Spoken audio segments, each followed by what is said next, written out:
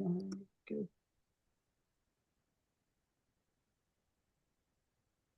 Every computer I go on today seems to be really slow. Oh, you and me both, mate. I've got, yeah, yeah, computer being slow for some reason.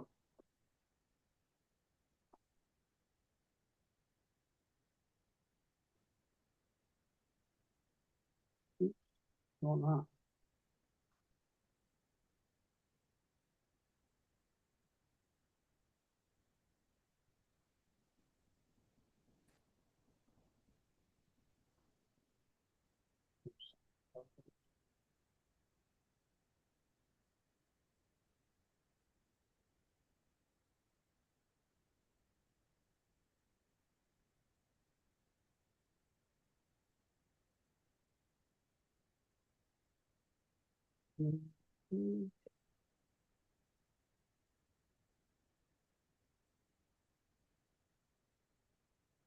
When's the last time you text Martin? About 2 minutes ago, he's just literally said he's going to be 5 minutes. So Oh, that's fine.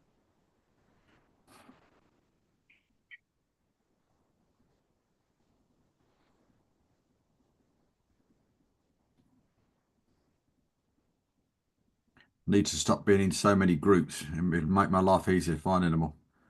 Yeah, yeah, yeah. Do you know what? I was going through my phone and just thinking, can I, looking at all my groups and looking at it, I'm like, for flip heck, just get out of them, delete them. There's loads there I don't even look at, but I think, oh, I might need that. Do you know Yeah, what I mean? it's that same thing. Yeah. Right.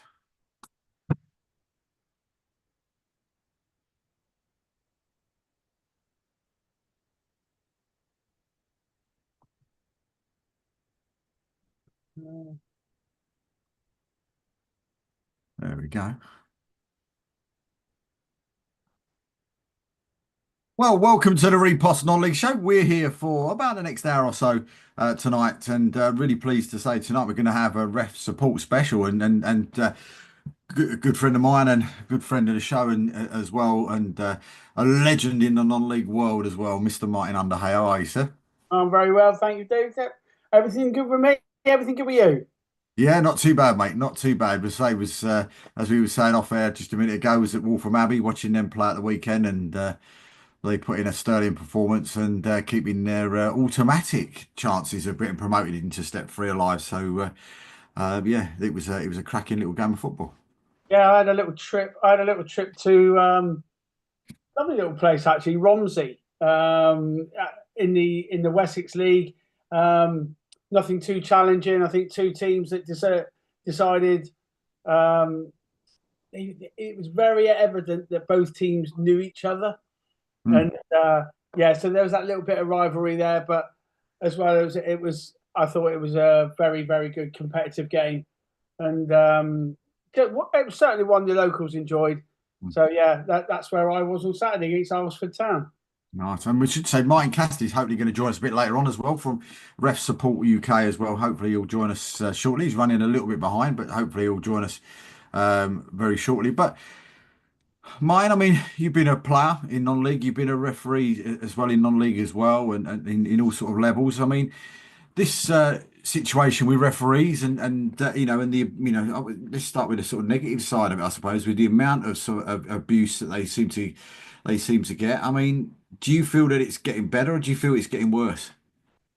I think it's getting worse. I really believe it's getting worse and worse. I had a conversation with Martin 3, 4 years ago. I mean, we speak to Martin a lot, but I remember that even then we were both saying this is the worst we've ever seen it, and that's 3, 4 years ago. And I'm still saying now that this is the worst I've ever seen it. So does that mean it's declined over the last 4 years? Definitely. Some of the things we're seeing, it's getting worse and worse. We see things. We see things on in youth football, for instance, right at the bottom of youth football, and I'm talking under 11s, under 10s. Some of the things we're seeing is just absolutely unacceptable on every single level. And then unfortunately, we've got the position at the other end of the scale where you see referees in the Premier League getting relentlessly barraged, Mm. week after week after week, with just abuse online regarding any decisions that they give or don't give. And it's for me, it's getting to a point where I've seen referees flee grounds. Do you know what I mean? And I'm like, Yeah. and it's just a shambles, really, and it's just getting worse. And like when you see these Saturdays Parks games or the Sunday youth leagues, and you see a referee being surrounded by, let's just say, a group of parents, and I'm like, are you sure? Can you understand what you're actually doing here? And these referees, a lot of them are under 18. They're just starting out, because you hear it a lot when somebody on the side says, "Oh, I've passed the refs course." Well, does that make you Paul Durkin then? Does it? Yeah. You know what I mean? They automatically think that's it. They can referee a game of football, whereas we know that's not the case. So yeah, I'm not happy with the way it's gone. You see relentless barrage. On my sorry, well, that's Martin Cassidy on the phone actually. Yeah, I'm going to send him. He wants me to send him the link. So I'm just going to send that to him as well while we're talking. But yeah, I mean, it just seems. Go for it. Sorry, mate. That's right. Yeah, and I think it has got to that stage where you see, young referees and so forth that are just getting, especially, as you said, on park pitches. I mean, I know my daughter used to referee, and I think we had a conversation last week on your My Life in Football chat with me. It was a case of, I've had bottles and stuff thrown at me, and that was sort of, I don't know, maybe 10 years ago. Do you know what I mean? And it just doesn't seem to get any better. No. The reasons I see, obviously, the online thing. Now it's like you're either correct or you're corrupt. That's how it looks. When you see the online abuse that the top referees get, if you're not correct, you're corrupt. There's no middle ground. There's no allowance for a referee to make a mistake anymore. And then the thing is, because they've seen that on Match of the Day, then lower down and at grassroots level, they think it's exactly the same, which it isn't, And but they will act this. Let's just say there's a kids game and the referee gets one wrong. Okay, so he can get one wrong, in the eyes of a fan, but they will treat that the same as if they were watching a Premier League game. They would shout at a referee exactly as they would in a Premier League game if they were sat in the ground. So that Parks pitch that 16-year-old referee is getting hammered at is exactly the same grief that they would give to a Premier League referee, whoever that might be. And I just think it's extremely unfair, and it's got to a point now for me where it's not enjoyable. It's not, it's become, even the Premier League, because there's so much grief for referees, it's all people want to talk about. And it just becomes a less enjoyable game. I've been at kids games, particularly in the last couple of weeks, where the attitude from online in the Premier League or in the professional game seems to transfer for me transfers to the kids game on a Sunday, and these kids see it on Match of the Day, they read it on social media, and for instance, I witnessed yesterday a bunch of kids giving a referee who's 17, bunch of kids who were no older than 14, giving the referee the grief, and then the manager not doing anything about it, and I'm like, what is going on here? So they're now reacting to what they see and hear online or in the professional game. I mean, so I just think it's a downward spiral, and somewhere it's got to come to a halt. I've seen Pierluigi Collina came out on was it Saturday, and he says that referee abuse now is so bad that it's becoming the biggest cancer in football. That's what he said. in last week, and he's top of the tree. He's head of IFAB. Mm. So yeah, it's getting to a point where it can be dangerous for some referees on a Sunday to referee a game of under 14 football.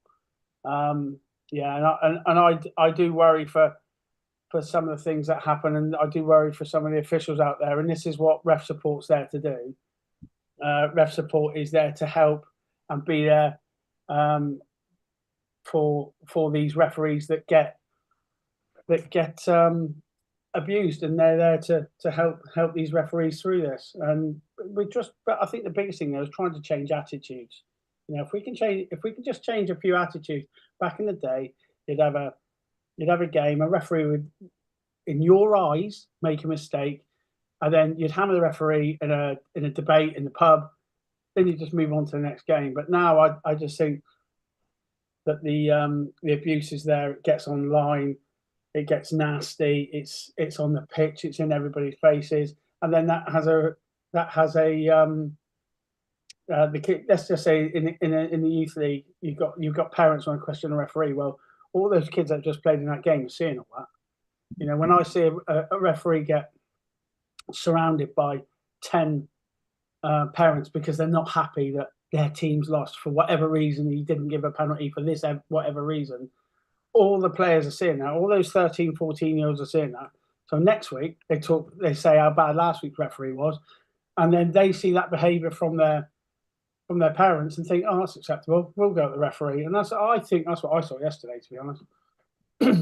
I mean, let's introduce Martin Cassidy. Martin, it's great to have you on with us. I'm really pleased that you can come and join us tonight, and of course for the Referee Support UK. I mean, Martin was just talking there about the abuse referees are getting, and one of the questions I asked Martin was, is it getting better or is it getting worse?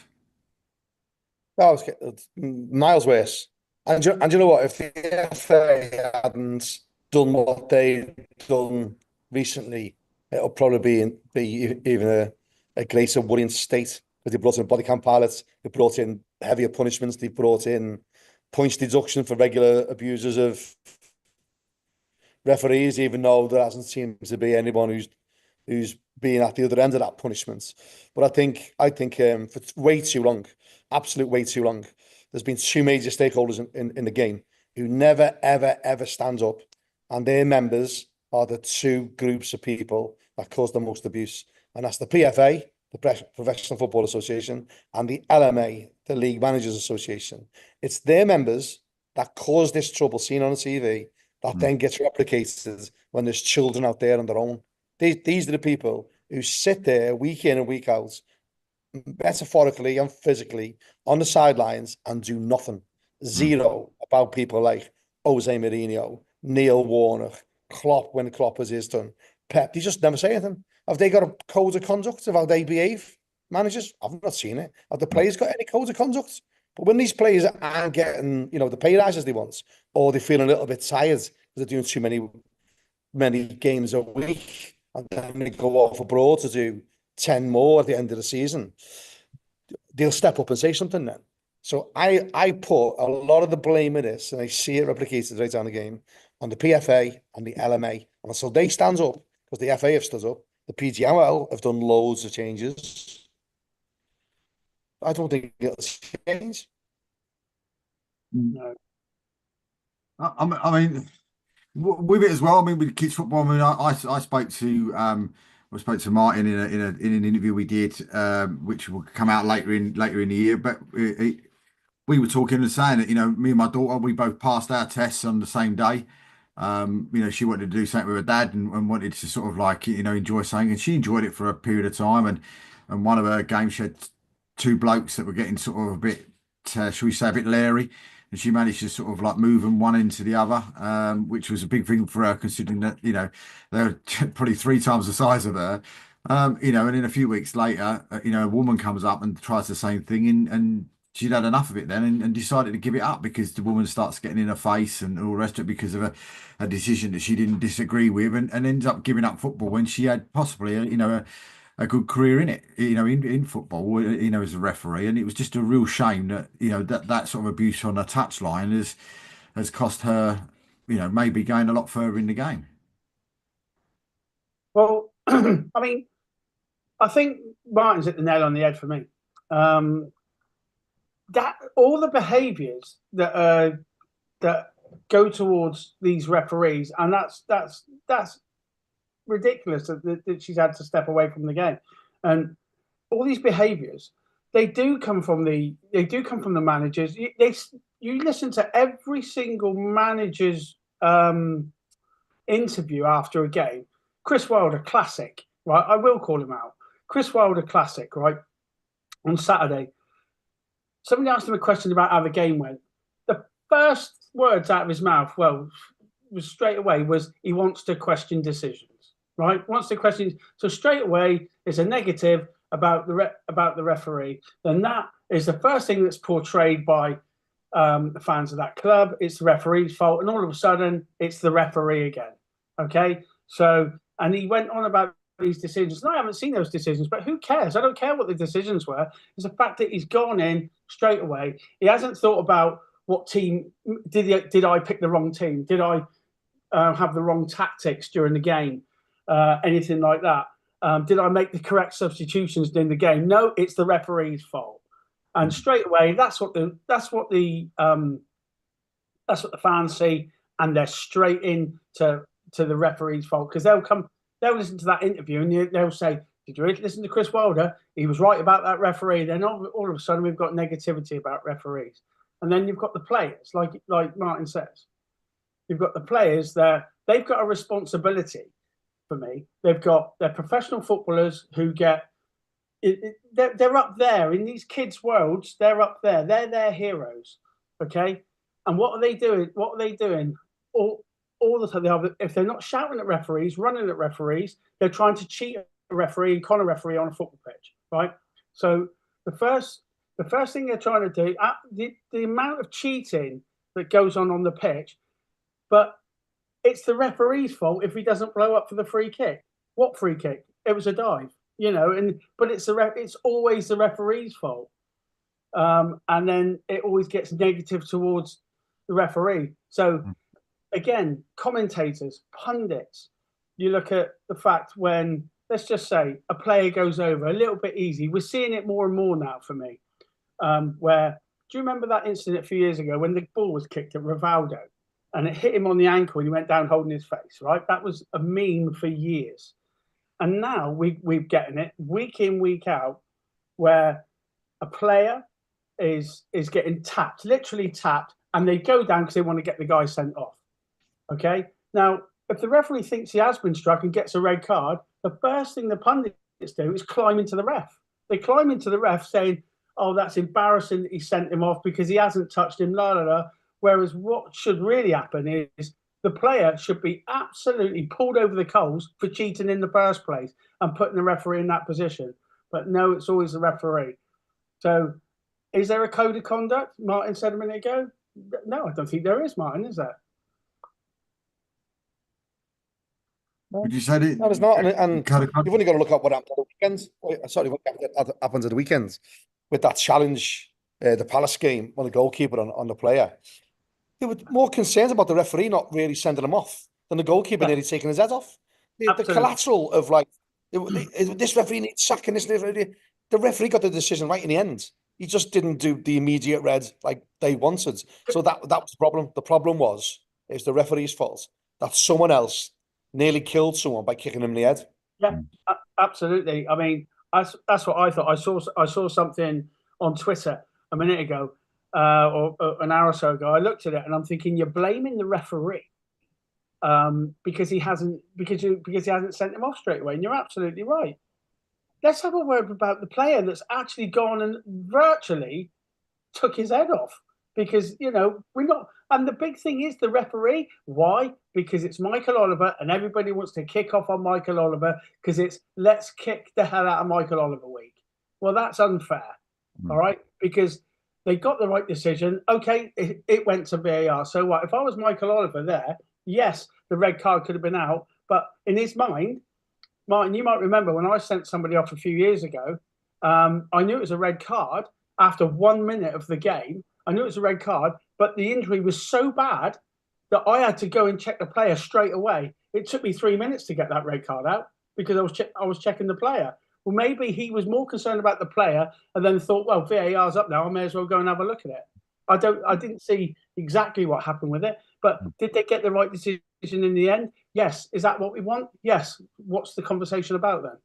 I mean, with that decision, the weekend, was any of that down to the fact that he may have sort of, as experienced as he is, down to sort of a lack of confidence in himself because of what happened previously with the Arsenal game and the amount of abuse he got with that game? Did you think that might have been in his mind at any time where he's a little bit, oh, hang on a minute, let's give it to VAR and then not necessarily make them make the decision, but let them have a look at it first before I put a red card out, because maybe his confidence was shot from all the abuse and you say all the threats that he got and all that through social media.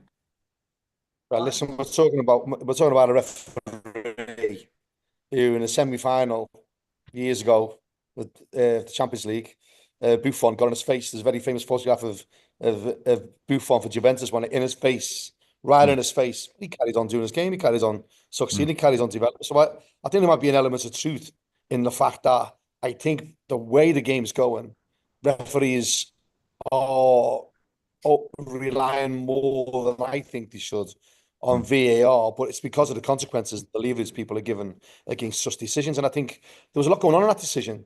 If you look at it, the player who got kicked in the head, he actually fouls the defender just before that happens.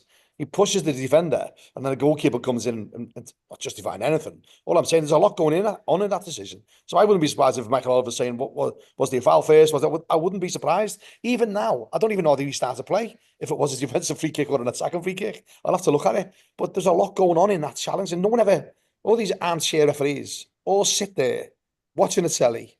I haven't got all the nuances of what's going on in the game. I haven't got the pressure of the game. See something and go, he's wrong, and I'm going to give them abuse. Such an extent that there was one lad I took the task on our Twitter account where he was giving him loads, called him up, CUNC and everything else. Should be just loads of horrible stuff. On this lad's handle, it had mental health ambassador. Mental health ambassador. So this is the sort of utter bollocks that goes on in football. These narrow-minded, shallow, entitled people, they just see something, spit it. But in the background, they're pretending to be a mental health ambassador, or they're pretending to be, when all that was going on with the PFA, and they put on enough is enough, all about the abuse, the racial abuse the players are getting. Absolutely right. Absolutely back it. Weeks later, they're naming referees by their names, saying they're a disgrace. But their mental health is not enough for them. It's this disingenuous that's going on through football. The desensitization of referee abuse has been going on for decades. What's happening is it's getting worse. The FA in the past missed many opportunities to address this robustly by forcing the PFA and the LMA to discuss it. The beginning of last season, they had this charter, didn't they? Behaviour charter. But that's not worth anything. And that had the LMA, the PFA, the Premier League, the PGM, all on it. Nothing, literally nothing. It's supposed to be like a Magna Carta of solving a problem out. And I'll say it until it changes, that they sit there in the background and they do nothing. They do nothing. LMA and the PFA. And then people mimic what they do. How do you think kids who are 6 now are scoring a goal in Bristol Downs and they're running away kissing a wedding ring? 6, 7-year-olds. Where do they see that? Where do they learn about Ronaldo goal celebration? Where do they learn it? The Marins, I never told them it. They see it on a telly. So when they reflect these behaviours, only an idiot would say they don't behave that from what they see from Neil Warnock, what they see from people like that. Only an idiot would challenge that. To such an extent that a Premier League referee actually said on an exchange that it was nonsense. It was a learned behaviour. He wasn't a Premier League referee at the time, but he is now. And he was no chance, not having it. It was all not having it. Now he's back in the Premier League. I think he's a bit different now. And this is the stuff that goes on. People will fit the narrative of referee abuse, but what fits their own agenda? And my agenda is charity. People laughed at me when we started up a referee charity. Be like having a charity for traffic wardens. You know what I mean? We're not exactly the most popular person involved in football. But when I started going forwards, and the strategy was to get it discussed, to try and get referee abuse discussed the highest echelons of football, the highest echelons of the media. And that's what we did. Nobody else was doing what Ref Support were doing. Nobody else was putting videos out saying, this is out of order, that player this. No one else was going, the FA aren't doing enough. It took me 7 years of throwing stones at Wembley Stadium to the gates to open and me to have a conversation about changing the game. It took 2 people moving away from the referees department because they just didn't want body cams. They didn't want things to change because that reflects on them.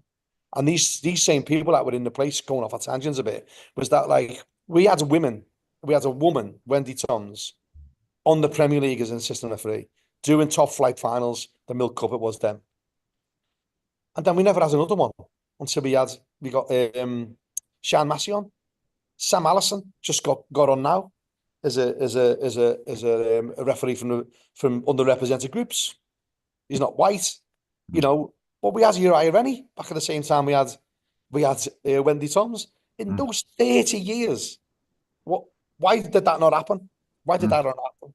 And it's because there was too many people who made unilateral decisions within the FA that made decisions for the overall organisation. That was the problem. The referees recognised that.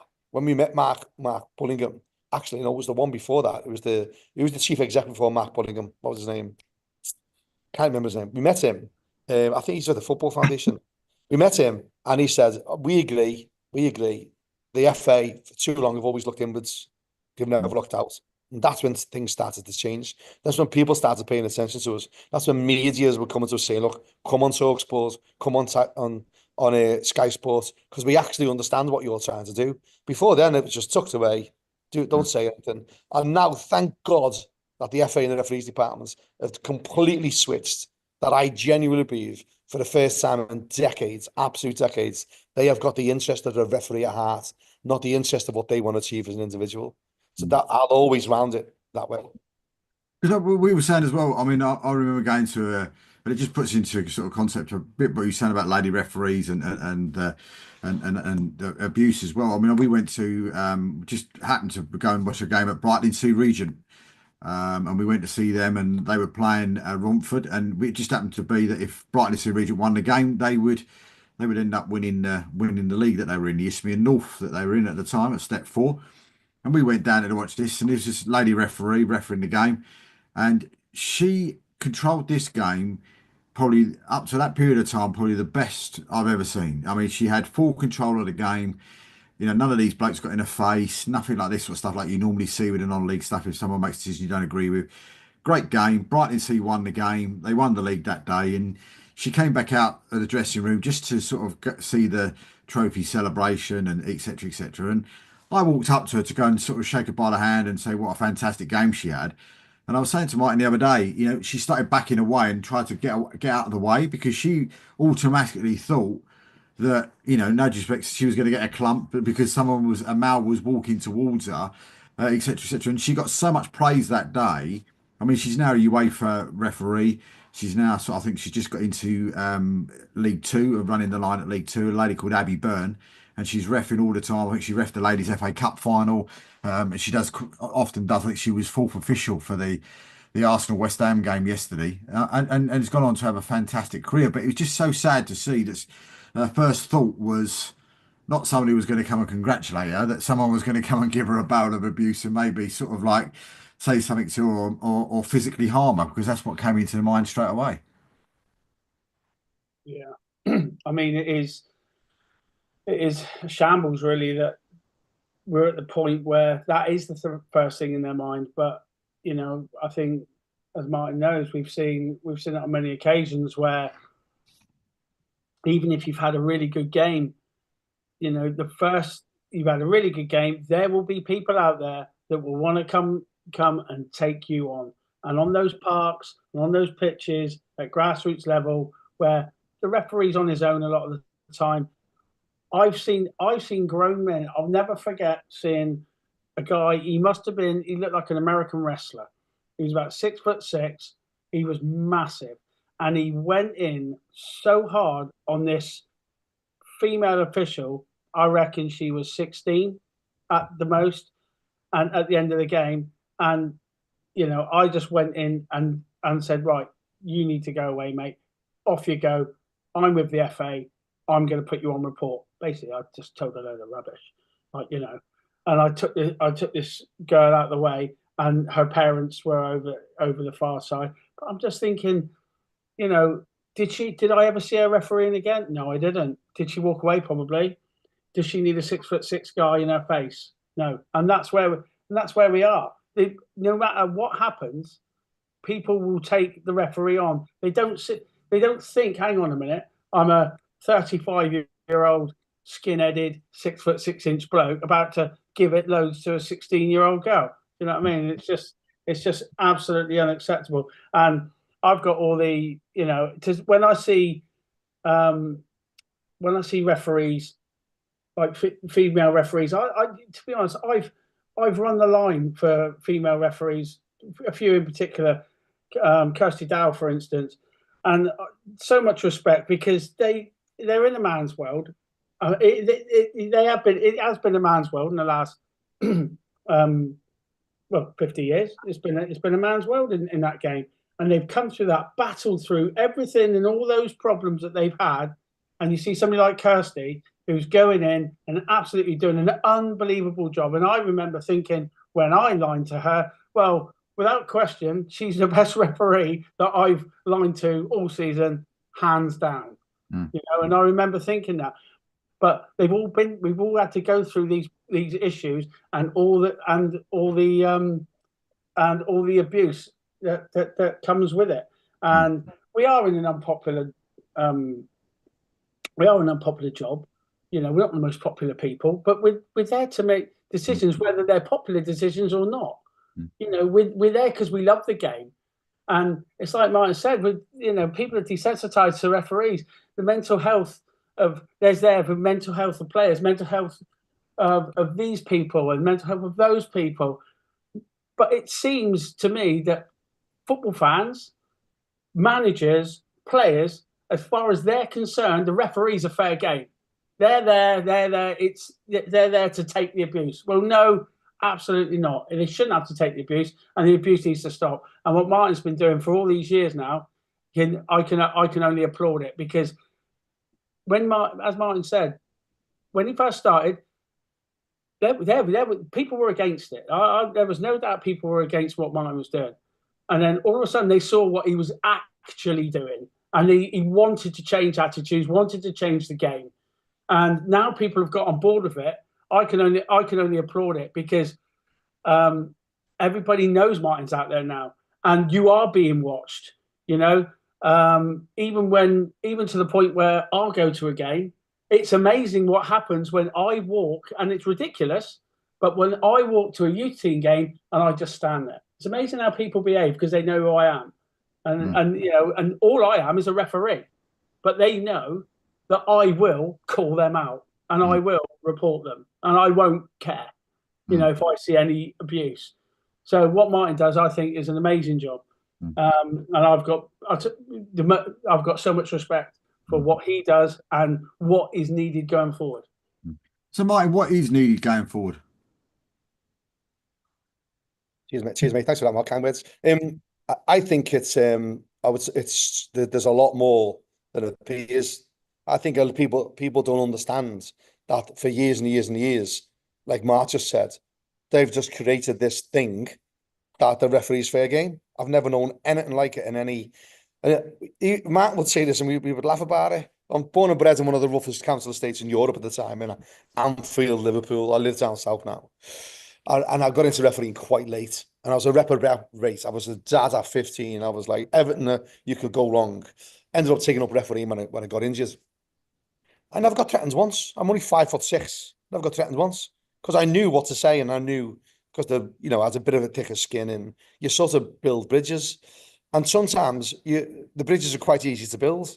As I got to the later end of it, the bridges were very difficult to bring. Just no matter what you say, you can't say that to me.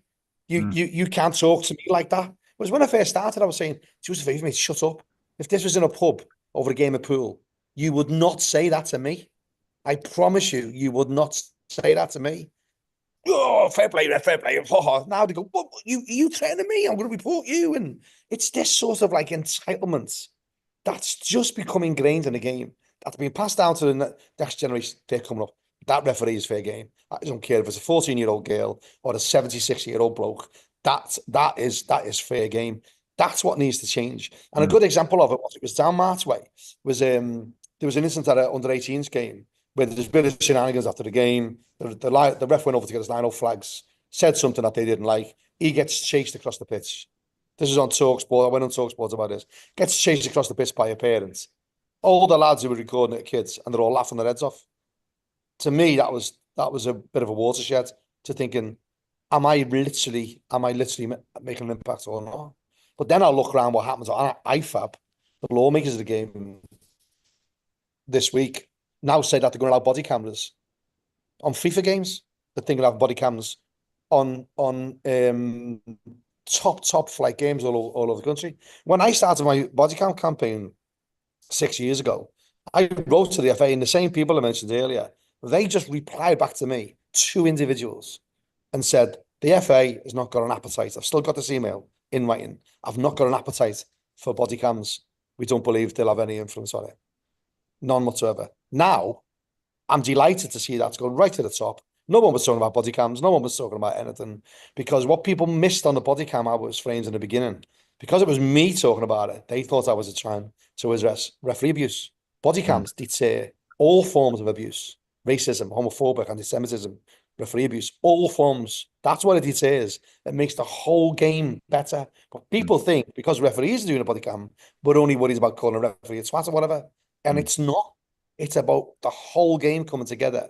Then it helps referees get better, because they can, a great mentor like Mart could watch the footage afterwards and say, listen, that lad reacted to that because you pissed him off. You said something this way, or, look where your position is. Maybe if you're in a bit left, I can't see. And then it's an evidence collector. I could never, ever see anything wrong with body cams to an extent that we put nearly £20,000 into an app that sends your phone into a body cam. We actually went that far. We made straps. I've still got the straps where you use your own phone as a body cam, put it on selfie video. I did trials with various places where they just said, oh my God, it's unbelievable. We even put a picture of a phone, an iPhone in it. It's like a placebo effect. Totally changed the game. People were saying, tell you what, if you didn't have that on, I wasn't give you loads there. I knew years ago this would work. And it was only when those people left, Danny Mason and people at the FA, Ross Joyce at the FA took it forward. There have been absolute world changes in this, the FA. I'm in their corner now, because they never listened for years. And now they open the door, now they're listening, and they can see what we're trying to do. The game will change in a shorter length of time than it would without body cams. The only problem with body cams is people are worried about safeguarding, people are worried about this. But they don't worry about children when on Match of the Day, or on a live TV game, the camera pans to the crowd and there's kids there. They don't seem to worry about safeguarding then. That's live on TV. They don't know if those kids are in any form of care. They don't know if they're vulnerable children. That's okay. Well, no, try to protect a kid getting his head kicked in. But it becomes a safeguarding issue for some reason. So all these sorts of nuances need to be ironed out, because it's when it's convenient to throw in a safeguarding, which I'm a designated safeguarding lead for our business. Very important. I'm not going to go against it. But when it fits a narrative to stop doing something, they throw it in. And I just think what needs to be changed is what's happening now. People are talking about it openly. People are talking about it. People like Emery Winter from the Times is retweeting my tweet saying, you're right. I agree with you. People from the Telegraph, Sam Wallace comes on podcasts and says, I agree with you. Puts out tweets, I agree with you. These top flight journalists are now going, actually, maybe I shouldn't put out a tweet that 6 tweets later ends up with a death threat to Michael Oliver and his family, because I've become an instigator. Then you have absolute idiots like Keith Hackett, people listening to him purely because he says, or he was, the previous boss of the PGMOL. This makes him this almighty, all-seeing God. When he talks about referees and absolutely batters them, fat shames John Moss, releases information about referees retiring before they have. He's no referees man. People are listening to him. So when he sees something on the TV, he goes he'll batter that referee, batter him, and he'll throw it all in disguise. Well, I was an ex-PGMO boss. He's become a Trojan horse of referee abuse for referees under disguise as a referees man. when people stop listening to people like him, the good people in the game will have a stronger voice and it will get better. And I've got every belief in that because the squeakiest wheel always gets the oil. It's the thing I used for a long time. Made lots of noise, kept going, and people go, bloody hell, listen to him. What's happened to Hackett is he's using his position from God knows how many years ago. I mean, the last time he was involved in Premier League football was probably black and white. But because he closed that narrative of PGMOL ex-boss, people listen to him. When people start to realise what a fraud he is and stop listening to those sorts of people there who just seem to be weaponising a referee's decision to cause a referee abuse, that's when the game will get better. I mean, do you with your sort of ref support side of it as well, do you get a lot of sort of maybe parents contacting you about their kid being a referee and what's happened to them? And do you get sort of like, you know, some of the more sort of adult referees actually sort of contacting you and looking to you for sort of some kind of an answer for them? Daily. Just want to come in here. I dealt with a lad a journalist has gone on, one of these local journalists from down south, has gone on, named the referee even before the game starts. Oh my God, we got him today. He's going to ruin the game. Just the fourth time this lad, this so-called journalist, has gone after the same referee. And then prior to that, he went after another referee who's now, funny enough, he was saying he was crap. He was now on the Football League as a linesman. So obviously this idiot has not got a clue. He did the same with that referee until he moved away out of that area. So this is today. This is now. This is a man. Weekends, 8 calls or messages about what happened. Got beat up. I'm in hospital. I'm in the police station. Get mothers. We've got two ambassadors who were youth ambassadors, one in the north, one in the south. Both of them are women. Both of them came to me years ago because their children were threatened and verbally abused. Their children, one was a girl, one was a boy. This is what's happening. And like Mart said, people were looking at me because I was like, not anti-FA, I was anti-people stopping the development of referees and the support of referees. But these people who had influence, they were clearly not happy with me. So they were saying to referees, don't help Martin Cassidy get his coaching scheme going or his mentor scheme going, because so-and-so doesn't like him. And he's the one that can get you promoted. And he's the one that can give you a cup final. So they listened to him, even though they believed in me. The amount of people that would send me messages, influencers in the game, that don't say you got this from me. And I'll get it out in the media and things changed.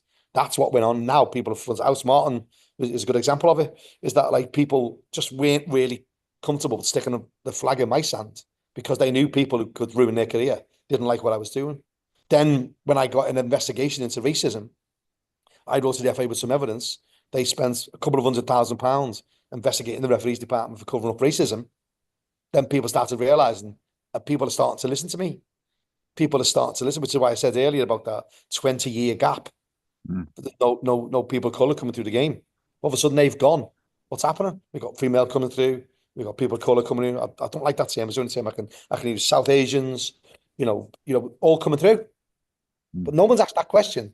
What did we learn from those 20 odd years when we had Wendy Toms at a top flight 10 years before Bibiana Steinhaus got anywhere near starting on the Bundesliga? We were there. We were there, Uriah Rennie. We were there, Wendy Toms. No one's ever reflected and gone, but why did we not build on that? And then only when these individuals who were running the show went, all of a sudden, it all started happening again. And there's the answers. We must learn from what happened in those 20 years to protect all referees. All referees know what colour, race, creed, doesn't matter. Any protected characteristic should now be supported fully. And it hasn't been for many, many years. So personally, I'm really hopeful that the game will change from the governing body side of things. I really believe that that's happening, and I really believe in what they and the PGMOL is doing. I really do. There's other influencers in the game, like I said previously, who aren't standing up, who are stakeholders in the game, and there's others are just out there to cause trouble. You know, as soon as you see Mark Halsey, even though I do actually like Mark Halsey and race him, as soon as he goes in, very rare he goes in there, celebrates a referee's decision. But if you can weaponize it, getting it wrong, he does it, and he goes to all the papers in the world. He goes to the Sun of all the papers in the world, and then you get Hackett doing this stuff. These have been there for a long while, making things, in my opinion, worse. So they're the ones where I target now. I should target the FA. Keith Hackett said there was a game should be replayed. Can't remember what game it was. This should be reclaimed. The referee on that penalty decision it was completely wrong, and it wasn't a penalty. The referee was correct in law, and so there's people listening to him, and he doesn't even know what the basic law is of football. So that's the bit that needs to change now. And I think, please, everyone that listens to this with regards to refereeing, get off the FA's back. They've stepped up. Start going for narrative for that blue net who's next to you, shouting abuse at a young liner who wants to come through. The idiot next to him who's, throwing beer over linos, spitting at linos. All these things happen, calling all the names under the sun, and you sit there. The good people sit there and do nothing. I think when they have a bit more courage to stand up, but in this today's society, that's going to be difficult. The way crime is, and knife crime, and everything. So I think a lot of the good people need to have a bit of a louder voice, and that's where I'm hopeful. Yeah, I mean, it's so important that if they can get that voice and portray it in the right way, attitudes might actually change, because attitudes now are at their worst. I think we've said that, we've touched on that earlier, and if they can just realize what is actually going on here, what actually goes on with these games, and we can, if they can sort of like turn it into something different that doesn't just put everything on the referee, then maybe, just maybe, that the attitude of fans can change. Because I've got to be honest, last time I was at Old Trafford, which was, I don't know, 2 or 3 weeks ago. When they were good, or even further back. So I've seen God knows how many matches this year, mate. It's a tough watch. Let's put it like that. You can sit there and smile, Mr. Cassidy. Well, let's keep that bit out of the United. Yeah. He knows. We're on opposite sides of the M6. Anyway, that aside, yeah. So the last time I was at Old Trafford, the referee's not given a penalty that the guys behind wanted. All right, and the abuse was incredible.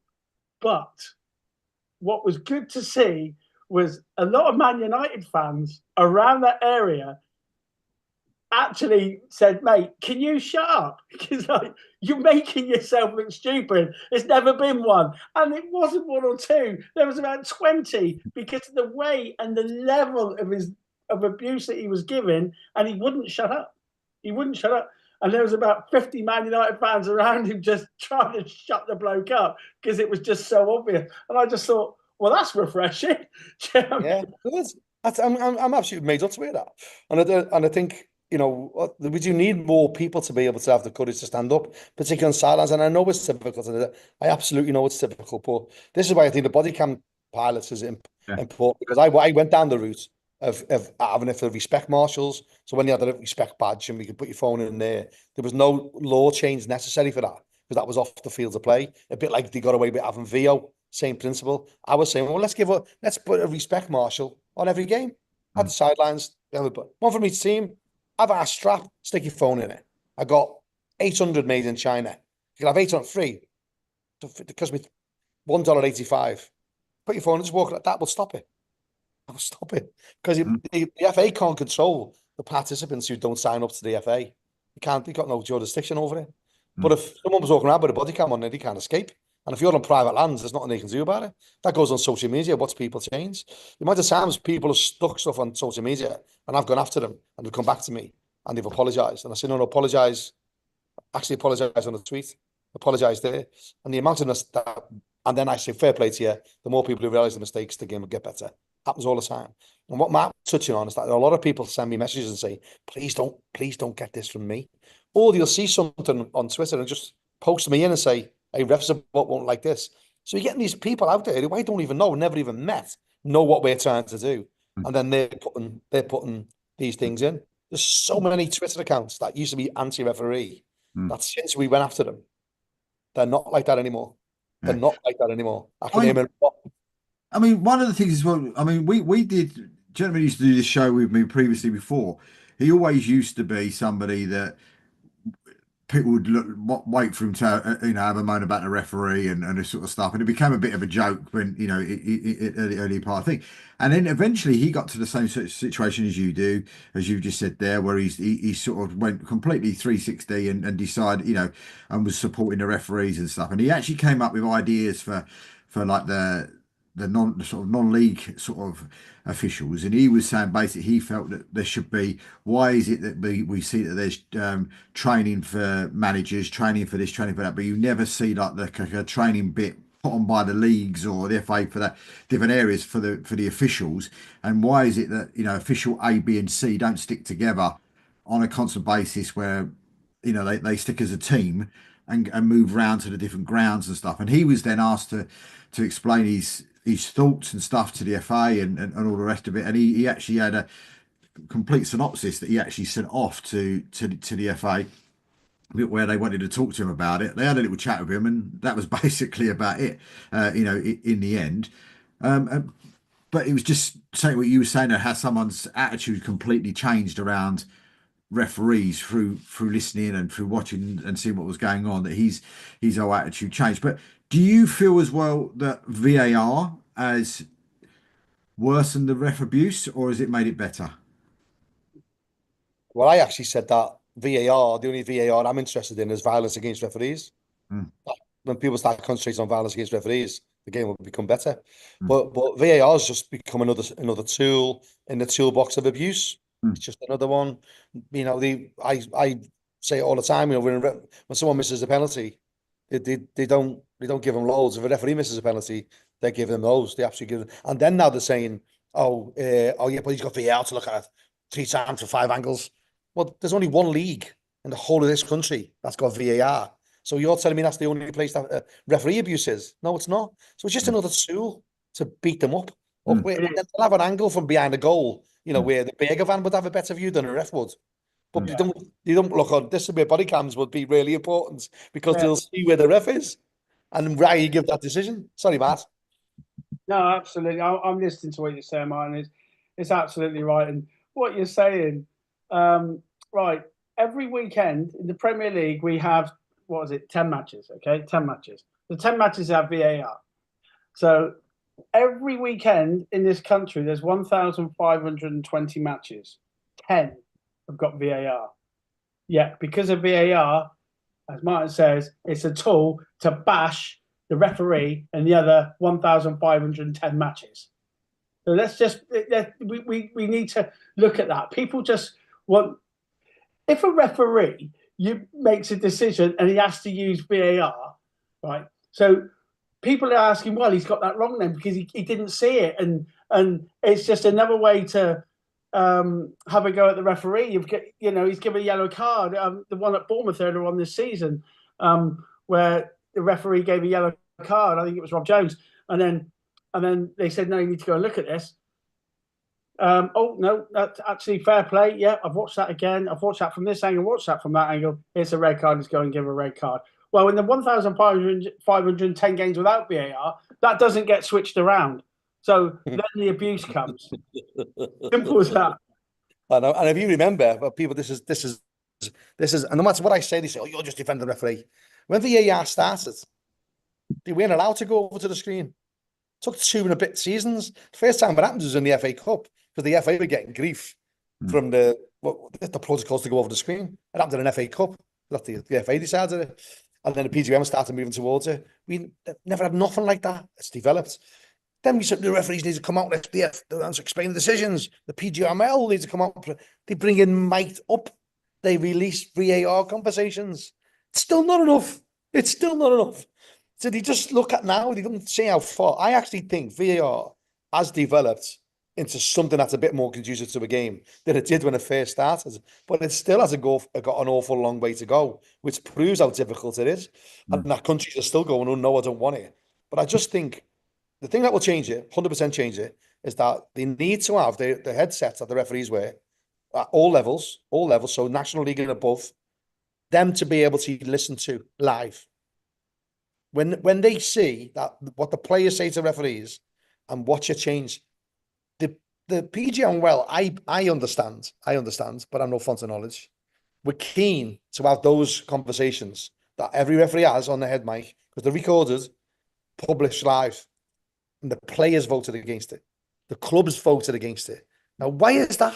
Why would that be? When the referees say, because when I've been this person, because we've been managing foul and abusive language for ages, because the game's so important to keep 11 people on, it's now they've gone the extra mile. They let them call the odd swear words, them, which some people do. You have accountants who are referees, and you have bricklayers or plasterers like Matt, or builders like I used to be.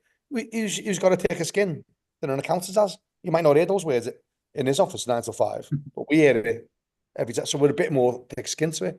No one takes that in consideration.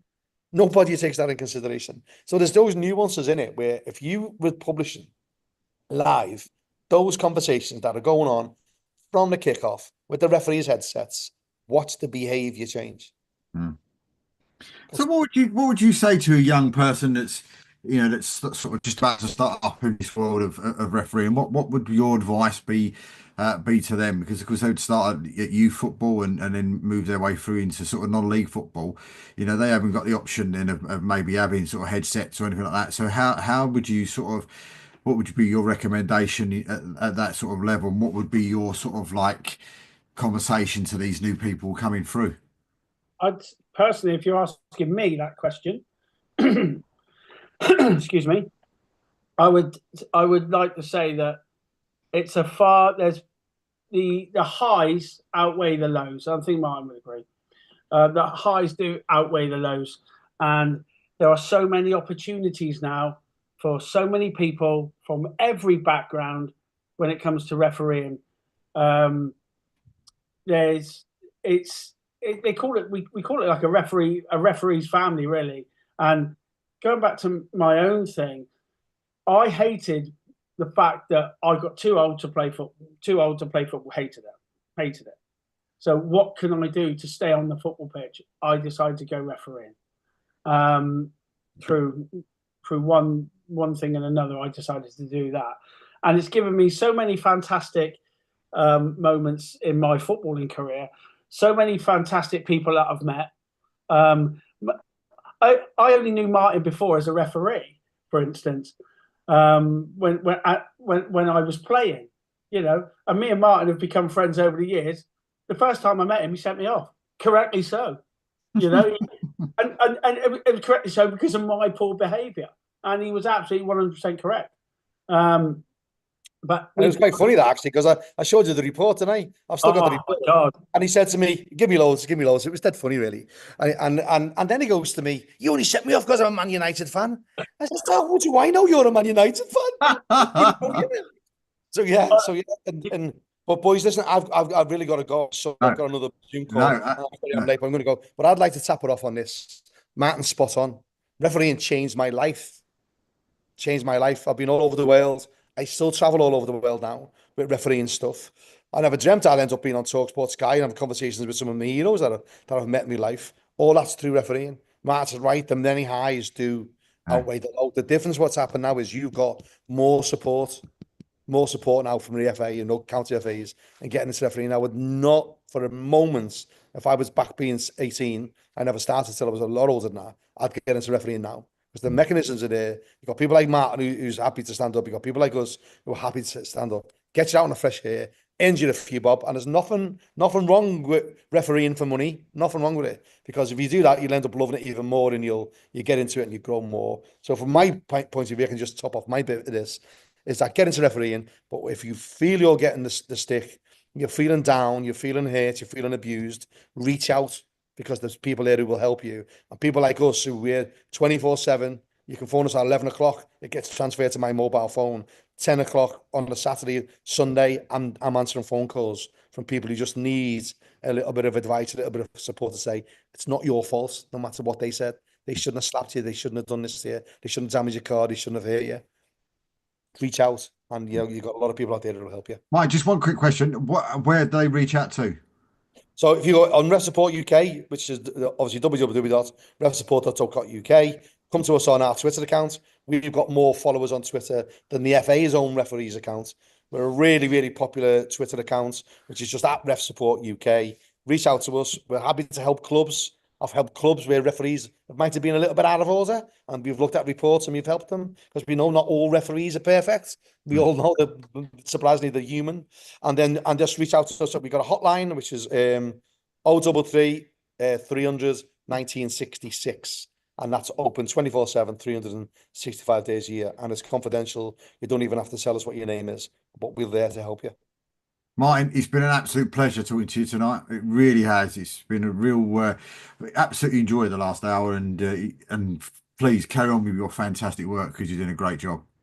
Thanks, man. It's great to have supporters like Mart, very experienced player, quality referee. So thank you all for helping us along the journey. Thanks, Mike. Thanks for those words, Thanks, mate. Mike.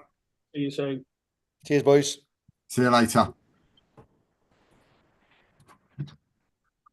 So, Martin, I mean, you were saying, I mean, it is difficult for these youngsters, isn't it? You know, just sort of coming through and trying to come through the ranks, and you know, it must be difficult as well for, you know, especially if they're younger ones as well, to sort of like parents see what abuse these people get online, referees get online, etc., etc. And it must be difficult for the parent to then allow, you know, their child, you know, their daughter or their son to go out and start a job as such that they could get barrels and barrels of abuse for. Yeah, it is difficult. Make no mistake. I've had many phone calls with the parents of children that want to start, under 16s that want to start refereeing, or just themselves, even the parents wanting a little bit of support on the side of the pitch, because it is so nerve-wracking to watch their children get into these situations. I mean, I've had it myself with my own son. You know, my son's 20 now. He's been refereeing since he was 14. And just to give you some sort of idea, he did a Dorset Cup final. Okay, so a Dorset Cup final at the age of 14 years old. He did an under 11 cup final. Okay, so he refereed that under 11 cup final.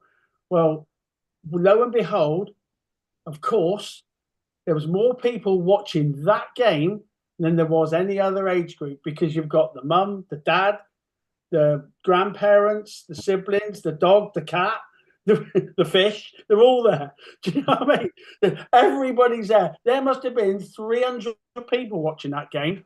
And I was like, can you imagine what that was like for me? And I'm a seasoned referee at non-league level and throughout the professional game, in under 21s and stuff like that. But to see your child out there, nerve-wracking, that didn't cover it, you know. So this is what Martin's there for to support everybody within that.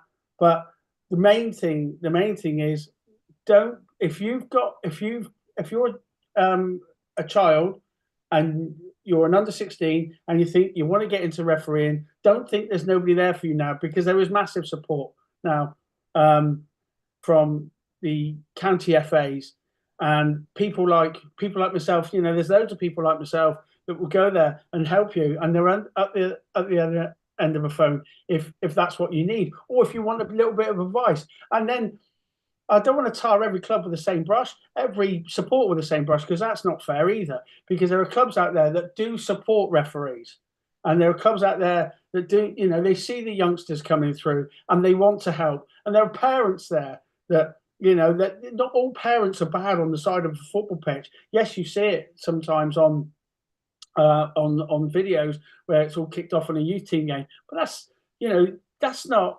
I would say that's not 100% of games. That's probably, I would say, 20 is quite high. 20% of games you see quite a lot of abuse, but that's 1 out of 5.